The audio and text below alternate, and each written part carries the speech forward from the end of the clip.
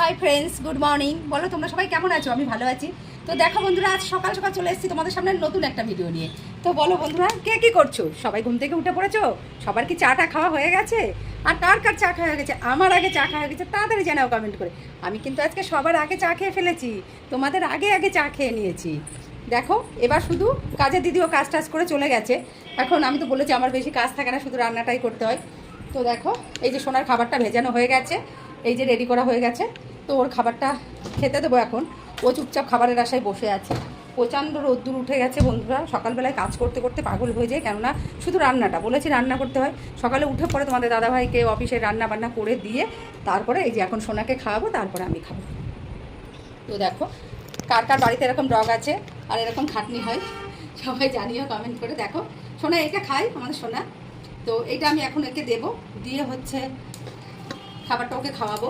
সেই জন্য ওর চেহারাটা রোগা হয়ে গেছে, সেই যে ও অসুস্থ হলো সেই থেকে ও একটু শরীরটা ওর খারাপ হয়ে গেছে। একদম শরীরটা ভালো হচ্ছেই না, সেই থেকে খুবই মানে আমরা একটু টেনশনে আছি। কেন ওর চেহারাটা খারাপ হয়ে গেলে আমার আর ভালো লাগে না। ওর চেহারা ঠিকঠাক থাকতে হবে, এটাই হলো কথা। তার জন্য যা খাওয়াতে হয় সেটাই খাওয়াবো, কিন্তু হচ্ছে ওর চেহারা গ্ল্যামারটা ঠিক থাকতে হবে। আমরা যেরকম থাকি সেরকমই তো ওদেরও যদি না রাখি তাহলে কি করে হবে বলো? ওই জন্য ওদেরকেও ঠিকঠাক রাখতে হবে।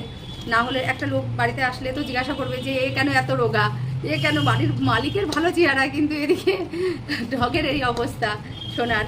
সেই জন্য তো সোনার এখনও খাইয়ে দিতে হয়, সেই অসুস্থ হওয়ার পর থেকে ওকে খাইয়ে দিয়ে দিয়ে অভ্যাস হয়ে গেছে। এখন আর একা একা খেতে চায় না বন্ধুরা। কি করলে ও একা একা একটু খাবে একটু বলো তো? ও তো কিছুতেই একা একা খেতে চায় না। একবার খাইয়ে দেওয়া অভ্যাস হয়ে গেল না, আর একা একা খেতে চায় না। এই যে খাবারটা মাখা হয়ে গেছে, এবার হচ্ছে এই ক্রিমটা ওকে দিতে হবে। তো আমি হচ্ছে হাতটা ধুয়ে নিই, তারপরে ক্রিমটা ওকে খাবারের ওখানে দিতে হবে। নাহলে ক্রিমটা দিলে ও আবার টেস্ট লাগে খুব, ক্রিমটা দিলে ও ভালো খায়। দেখো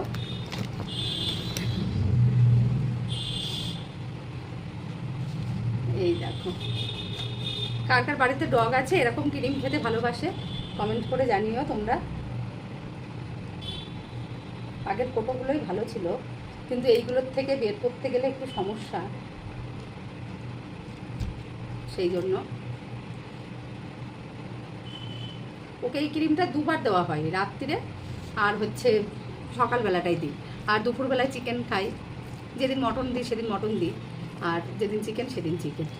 এই দেখো খাবারের সঙ্গে আমার মিক্সড করা হয়ে গেছে। তো চলো ওর কাছে খাবারটা নিয়ে যাব।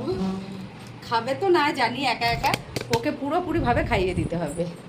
চলো আমি আবার হাতটা ধুয়ে নিই। এই দেখো হাতটা না ধুয়ে, আমার অভ্যাস খুব বারবার হাত ধোয়া, তাই জন্য কিছু মনে করো না। আমার কিছু ধরলেই হাত ধুতে হবে, আর হাত ধুয়ে পরিষ্কার পরিচ্ছন্ন হয়ে তারপরে খাওয়াতে হবে। এই দেখো এই দেখো সোনার সঙ্গে তোমাদের একটু পরিচয় করিয়ে দিই।